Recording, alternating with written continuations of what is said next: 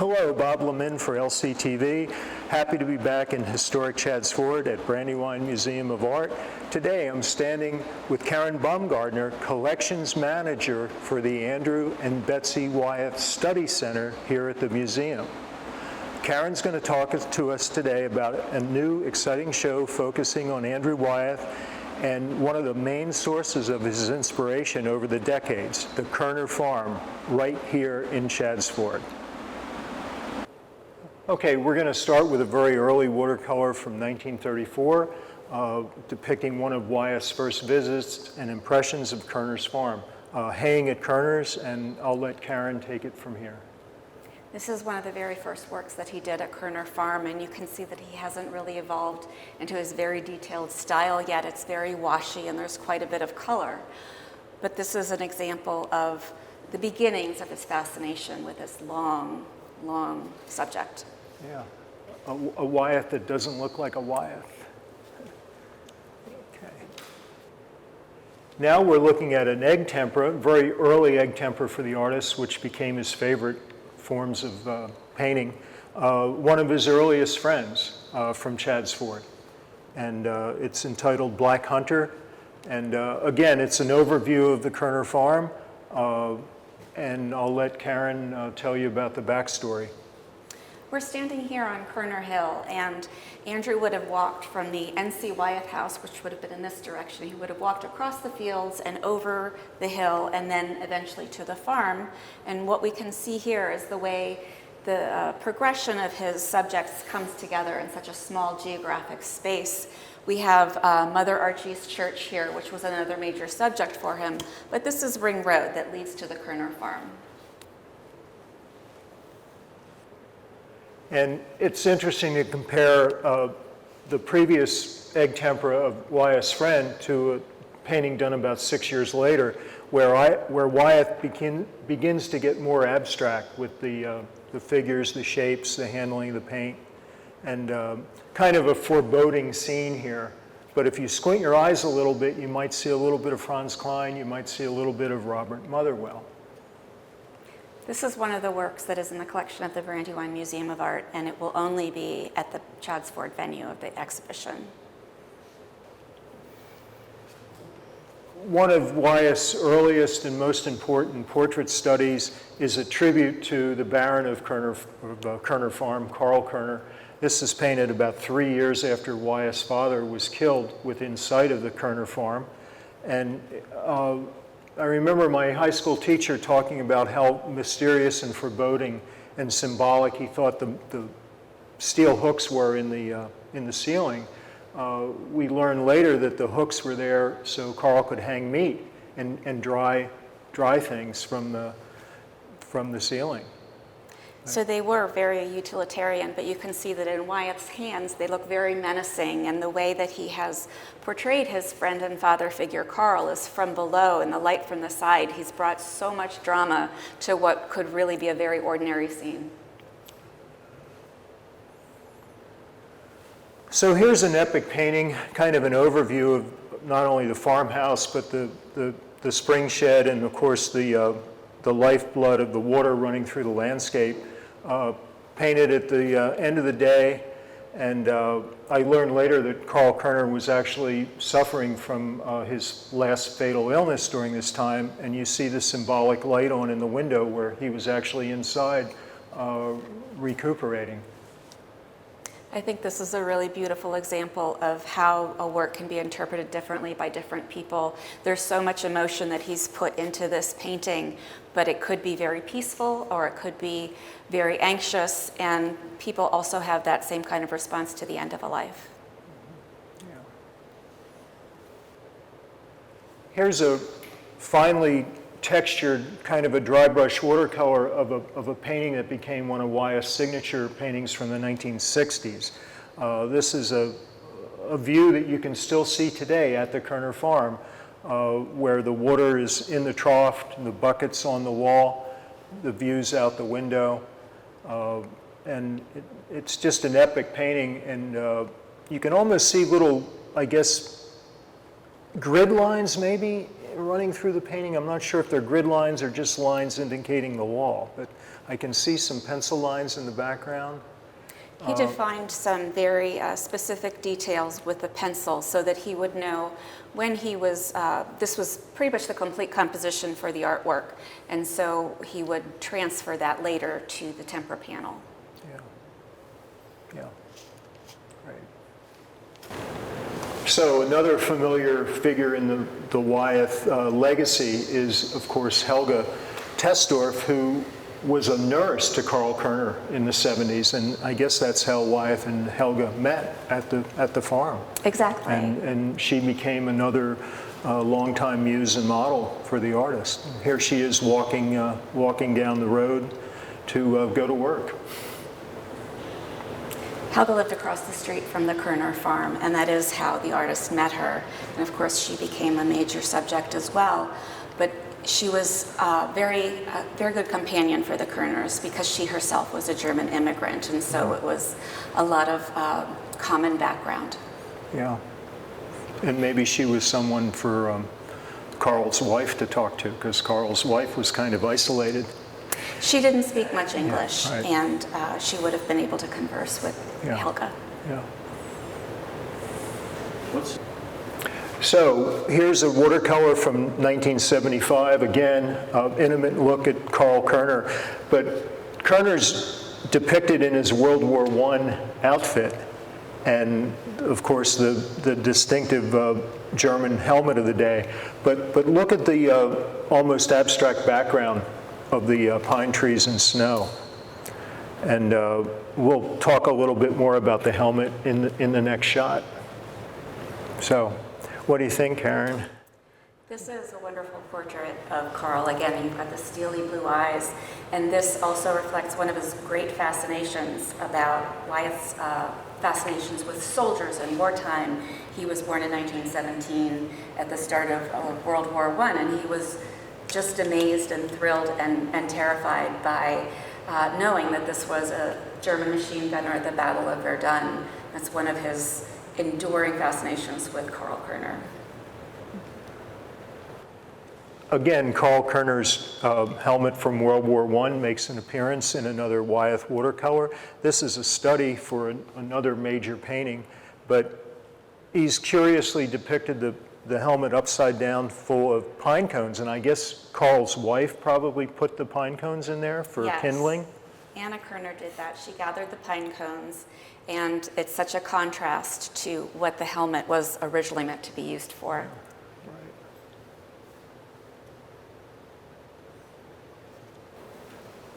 Again, another Wyeth tempera masterpiece. This painting is on loan from the Philadelphia Museum of Art.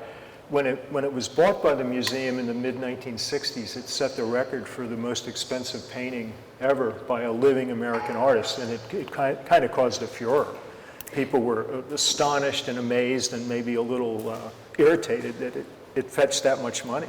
That's true, and there were 3 such works in consecutive years that happened. Wow. Wow. So, again, an epic study, well, not really a study, but kind of an epic statement coming from the kitchen, looking out the window at the Kerner farm. We're very lucky to have this loan. It's the only venue that will have Groundhog Day on view. It's possible because the Philadelphia Museum will be doing a major rehang of their American art galleries. So we're very pleased to be able to show it here in Chadds Ford. And Wyeth did dozens of preparatory drawings and studies leading up to this.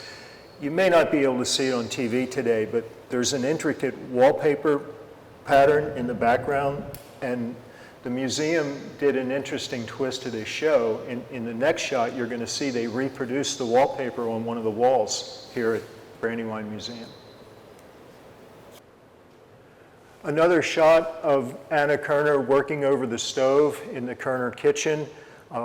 Obviously, Wyeth must have spent a lot of time at Kerner's farm over the decade to come up with so much work, and being allowed to have free range of the place. It's just kind of fun to speculate about what he was doing there all this time. But we're against a lavish backdrop of the reproduced wallpaper from the kitchen. And Karen will tell us a little bit about the work that went into putting all this together. We actually measured the height of the Kerner kitchen, so you have a little bit of sense of what it would be like to be standing there. It's lower than maybe a lot of other kitchens that you might have been in recently, but this is the actual reproduction of the actual wallpaper that was there. It kind of shows up here in the background as just a tone, but you can actually see the pattern when you look at Groundhog Day, the very precise tempera. And the whole wall's devoted to studies of Anna. Anna was a woman of few words, at least English words. She did not like posing for Andrew and did not engage the artist in conversation much over the decades, but Wyeth was still able to gain her trust and get in for these up close and personal works that really kind of capture the personality behind the person. I think it took Anna a long time to be able to relax and sit still for the artist because she always kept herself very busy, which is why you'll see in a lot of the paintings, like in Home Cooking and like in Anna Climbing the Stairs and Cornflowers, she's working, she's a figure in the background. Here we have a little personal look at the family who are the actual people behind the paintings. They have been characterized by Wyeth's depiction of them as kind of one-dimensional, and this shows you a fuller picture of their life. We have the children with a younger Anna and Carl on the left, and we have one of the big parties that they had with the German Americans from the Philadelphia area. They hosted those for immigrants that they knew, which contrasts with the lonely portrait that we often see from Andrew Wyeth.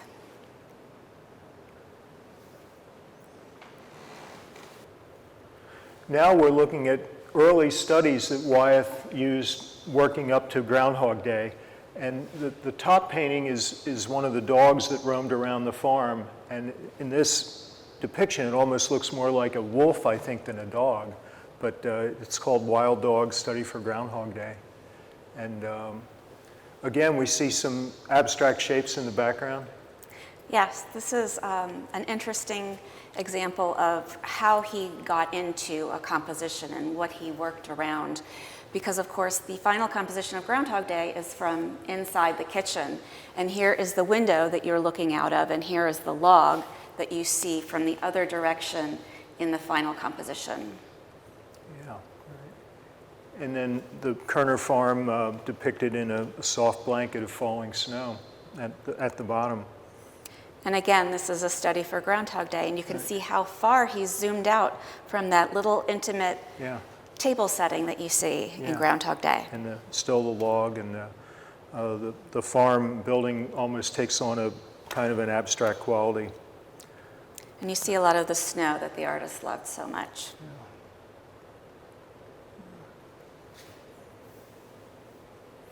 There's several Wyeth works that have never been seen before that are making their debut in this show, and I wanted to bring this one into focus. And I was captivated by the long ladder and the beautiful shadow on the whitewashed wall, and then the red barn in the background with the two eyes, or the two windows serving as eyes. So again, there's another. It would be interesting to ask the artist what inspired him to go into this work. That's true. It can be very playful if you look at these as eyes, but it also looks a little bit eerie with the long shadows and the almost tentacles reaching across the painting. Oh yeah, the tree shadows. Yeah. It draws you in, but it kind of gives you pause at the same time. It's a little bit of a distorted view, the way it's elongated, and this is not a sharp roof line the way it would be in real life. It's a real expressive kind of a realistic painting. And would this structure still be on the Kerner property? Yes, it is, but the ladder is gone. Oh, okay. Great. So here's a dramatic vertical Wyeth painted with moonlight and real interesting sky in the background, dramatic slope, and you see the contrast between the watercolor paper and the the images of the Kerner house and the trees that are just kind of quickly sponged in. I think this was a favorite painting of the artist. I can't speak for him, but it's just a feeling I get in reading about the work. What do you think about this, Karen? It's definitely one of my favorite paintings as well. And I love the blockiness of the house. It's a kind of an encapsulation of the elements that he liked to see and that he created in the paintings. You have the slope of Kerner's Hill, which is very distinctive. You'll see that in many of the works with the little trees on top. But the blockiness of the house is what I really love. You'll see that he didn't put any windows here on the side of the building. In fact, if you look through the exhibition and look through each of the portraits of the house, you'll see that there's a different number of windows probably in every single painting because he only included the details that were important to him at the time. And in this composition, he didn't need any windows. It's titled Wolf Moon from 1979. Here's a Wyeth dry brush watercolor where he would squeeze the water out of the brush with his fingertips before he would apply it to the paper. And he also used an interesting splatter technique. And if you look closely, you'll actually see some really neat colors in this painting that may not transmit on television. And then you have the recurring theme of the rushing water. The farmhouse has been compressed. The windows are really stylized. The roof lines radically changed. And then you have the looming mysterious background. So there's a lot going on in this painting, and I'll again ask Karen to kind of share her conclusion. This is an eerie and strange painting because you really get a sense from all of the works here. And if you can visit the Kerner farm, you'll know that this is not usually the way we see it. It's this strange monolith plopped in the middle of a field. And so that's a really great example of how Andrew would bend reality to express the emotion that he wanted to express in a given painting. We have the stark spillway here. We have the light of the window here, but where is the barn and where is the porch? And it's a very abstract background. And if we didn't have all of these other works in contrast, we might not know if this was actually Kerner's or not. Yeah, wow. Yeah, he definitely threw us a curveball with that painting. Okay. Now we're looking at a watercolor study for the last major temper Wyeth accomplished at Kerner's farm. Here we have a different perspective at the opening or the entrance to the farm, and we have a solitary horse standing alone in the field, draped out in red. And it's interesting how the fence reminds me of the barbed wire that would relate to what Carl did in World War I. So That could very well be what he was thinking. He made those kinds of associations that you might not pick up on right away. People's attention goes to the horse, but that is very much a long road that he could have imagined that was somehow related to the marches of the soldiers when they were retreating in the long field. okay. Yeah. Great. Now it's 1970. Wyeth gives us an up-close view of his beloved spillway with the rushing water, the ubiquitous Kerner Hill in the background with the cluster of trees. And there's a lot of texture, a lot of action in the watercolor, but it's also loose and brushy in the background. I guess these are some telephone poles that Wyeth just kind of put them in with one stroke. So this gives the impression that he really turned this painting out quickly, but there's a lot of love in it too at the same time. And I'll let Karen have the last word. This is a study for, the finished work is called Spillway.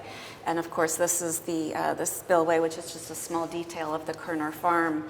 But as you were saying, there is a lot of energy and gesture put into the painting, and you can imagine hearing the water spilling over. He was remarked several times during his career about how sound was important to him, and he wanted to include those kinds of non-visual things within his painting. So hopefully you can almost hear the water rushing through.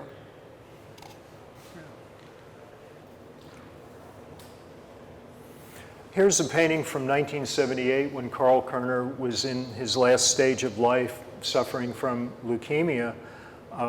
This must have been a really hard painting for Wyeth to work on, because obviously Carl was a huge part of his life. And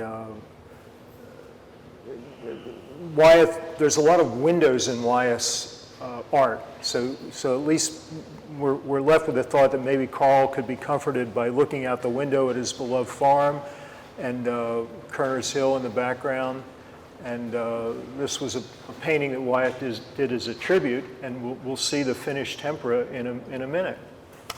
And Karen? As you can see, this is a study from inside the house, and he is recovering here in the first floor in a hospital bed.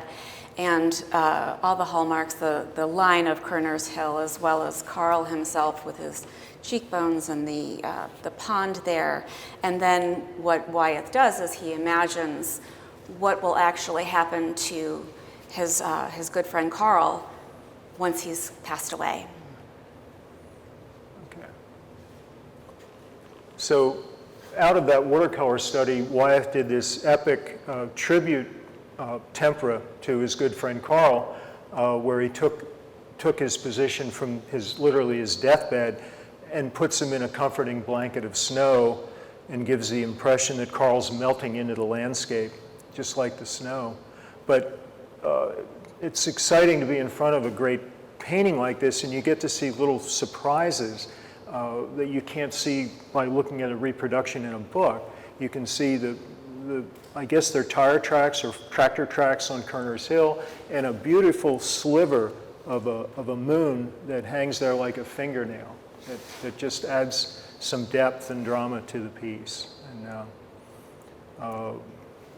And this is a section that we call visionary realism. It's related to magic realism, which is when you have a realistic painting of something that maybe could never actually happen. And here he is returning into the hill, as you mentioned. And the tire tracks, as well as the very large tire track towards the foreground, refers to his father's death, which would have been over at the side of the hill there. Oh, interesting. Yeah, okay, very good. We're going to conclude our tour today with one of, I think, Wyeth's best paintings of his career. And for people who don't think Wyeth has a sense of humor, this painting's going out for you. And I'll let Karen have the last word about Snow Hill. That's true. He did have this very playful scene in mind, which is also an impossible kind of a scene, because we have models who are both living and dead circling the maypole here, but there is a ribbon here that doesn't have anyone attached to it. And one of the things that he said as a joke was that the last ribbon is for him, and all of the models are dancing because he's gone and they don't have to pose anymore. Right. So from left we have Carl Kerner, his wife Anna, Adam Johnson with the distinctive hook, Helga, of course, in her green Loden coat, and another one of Wyeth's early friends and neighbors from Chadds Ford, who you may remember from the painting Roasted Chestnuts. And different? Oh, I got my models Actually, mixed this up. is Bill Loper, and Adam could just barely be seen here. Oh, okay. And this is one of the Lynch boys. That's Alan Lynch from Alan. Winter 1946. Okay, but yeah, so I guess Helga's the only one left now. That's true. She's Right. the last person Right. living here. Right. And for those who didn't know, the Wyeths used to hang Christmas trees on their property in much the way that's depicted with the wagon wheel and the tree on top. And of course, Kerner Hill in the background. I want to thank Karen and the staff at Brandywine Museum of Art to put together this major Wyeth show, which is going to run for a couple months. We want to invite all our viewers to visit Chadds Ford, come to the museum, and learn more about Wyeth's world.